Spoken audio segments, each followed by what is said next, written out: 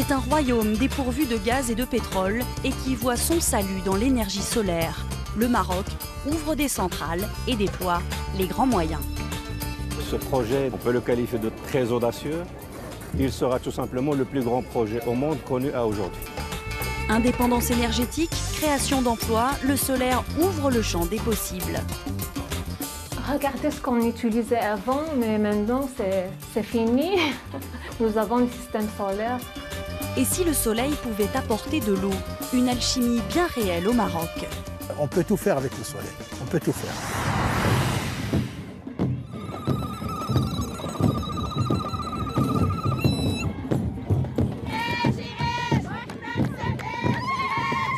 C'est élémentaire, cette semaine nous sommes dans le sud du Maroc. Ils sont des centaines aujourd'hui à attendre par une chaleur écrasante en plein désert le roi Mohamed VI, venu donner le coup d'envoi d'un chantier solaire pharaonique. On est venu ici pour accueillir Sa Majesté le Roi. Que Dieu l'assiste. On espère qu'il va nous créer des projets ici pour que nous puissions, nous les femmes, nous intégrer dans la société à Ouarzazate.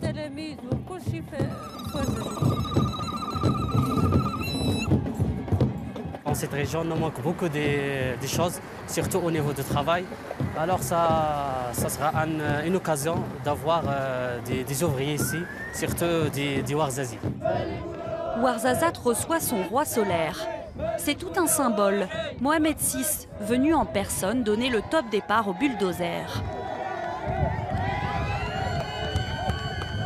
Sur ces terres rocailleuses, il y aura bientôt 3000 hectares de miroirs pour capter la chaleur du soleil et créer de l'électricité.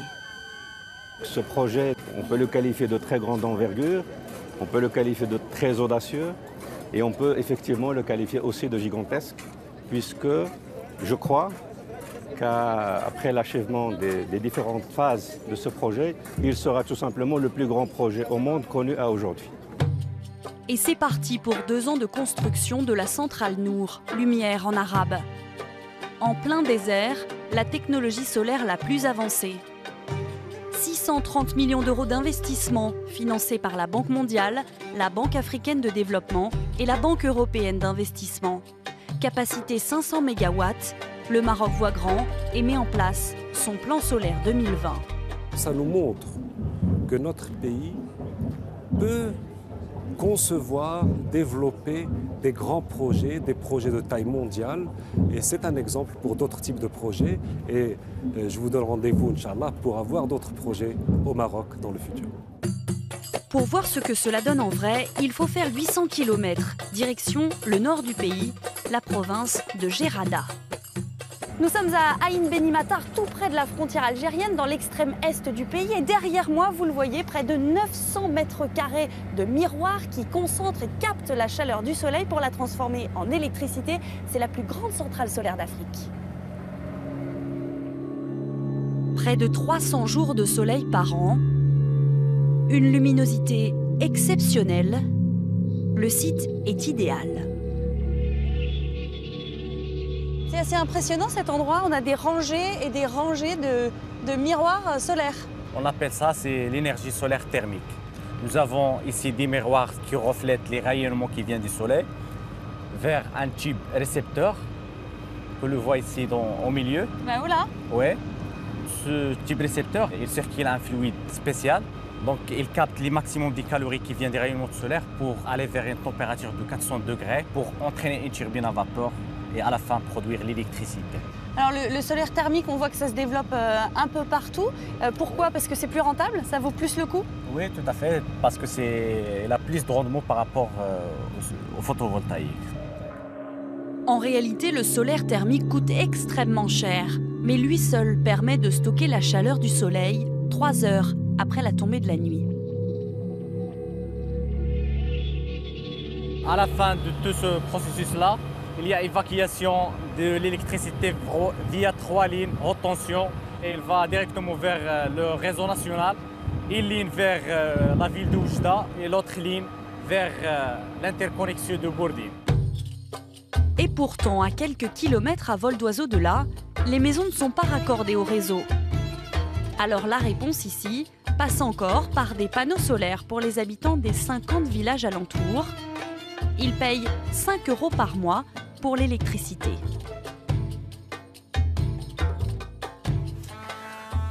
Regardez ce qu'on utilisait avant, mais maintenant c'est fini. Nous avons le système solaire, nous avons de l'électricité, la télévision.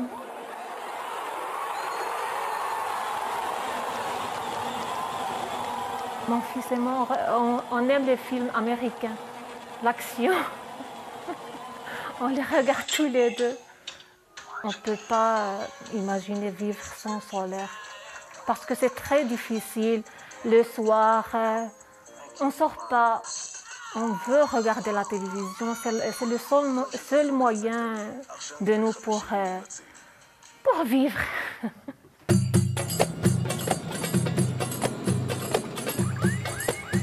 Au Maroc, la quasi-totalité de la population a l'électricité.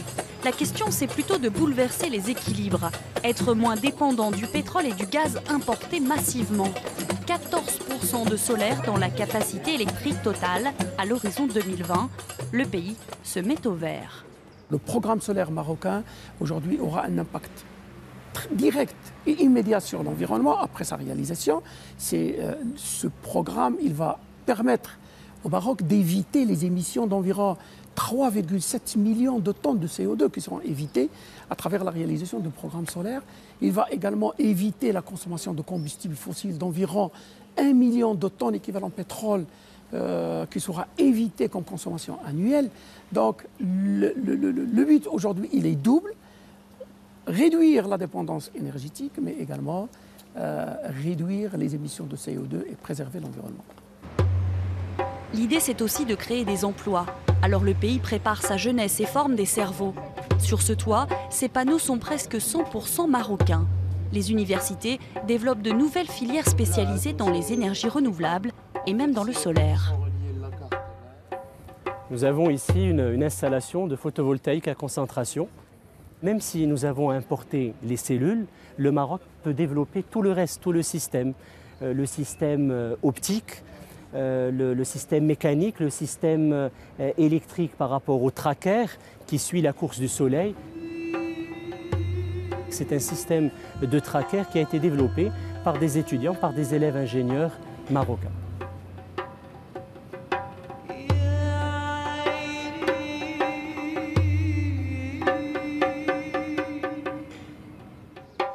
Khadija, 22 ans, a fait un choix de carrière avant-gardiste. Brillante élève ingénieure en 2e année, elle s'est décidée pour l'année prochaine.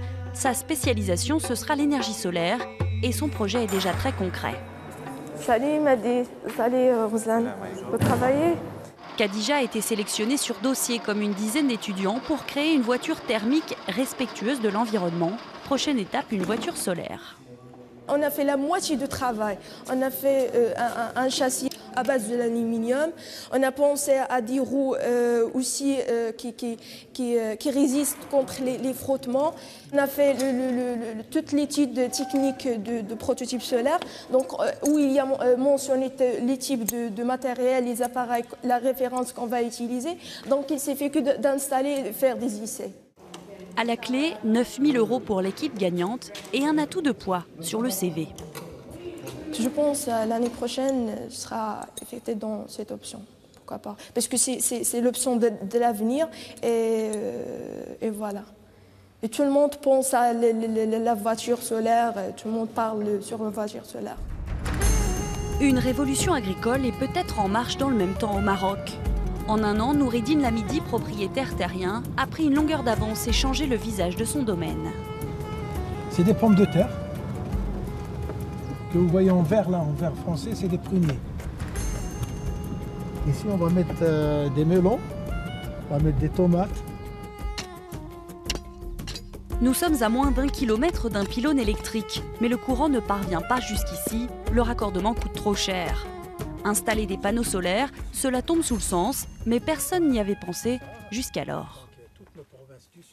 Moi, quand je vois par exemple en Allemagne, où ils n'ont peut-être même pas le 1/4 du soleil qu'on a, et qu'on voit des panneaux solaires partout, ça veut dire qu'ils ne veulent pas du tout gaspiller l'énergie. Alors qu'au Maroc, on a du soleil à gogo, Mais on n'a pas ça. Alors ça, c'est vraiment le monde à l'envers. Je ne comprends pas. Aujourd'hui, pour arroser ses cultures, Monsieur Lamidi utilise des pompes alimentées par ses 200 panneaux solaires.